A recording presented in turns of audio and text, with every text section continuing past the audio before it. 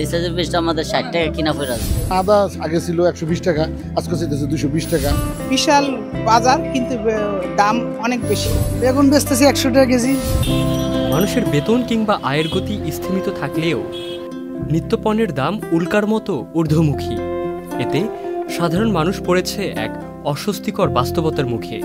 মাসের আয় ব্যয়ের হিসেব মেলানোই যেন বড় অঙ্ক। আমরা গিয়েছিলাম রাজধানীর অন্যতম বড় পাইকারি বাজার কারওয়ান বাজারে। গত এক সপ্তাহ ধরে পেঁয়াজ, রসুন, ডিম, করলা মুরগি আর শাকসবজির দাম খরগোশ গতিতে লাফিয়ে লাফিয়ে বাড়ছে। পাইকারি ও খুচরা বিক্রেতা বলছেন, সরবরাহ কমে যাওয়া আর বৃষ্টির প্রভাবে বেড়ে গেছে সবজির দাম। তবে ক্রেতারা বলছে ভিন্ন কথা। বান্ডেল থাকলে প্রতি সেনমানিতে টাকা বাঁচবে। বিকাশ সেনমানি বান্ডেল কিনে জিতুন প্রতি লেনদেনে। দাম বাড়ার কারণ হচ্ছে বৃষ্টি কাতলা দিন আসে না গাড়ি, এই জন্য গাড়ি ঢুকাইতে পারতেছে না, আর এখন সিজন না। বিশাল বাজার, কিন্তু দাম অনেক বেশি। কেন বেশি জানি না, সবকিছু কিন্তু অ্যাভেলেবেল। কিছুদিন আগেও কিন্তু বাজারটা কিছুটা শিথিল ছিল, কিন্তু এখন অবস্থায় এসে দেখতেছি আজকে যে বাজারটা একটু দামটা একটু বেশি হচ্ছে সবকিছুতেই।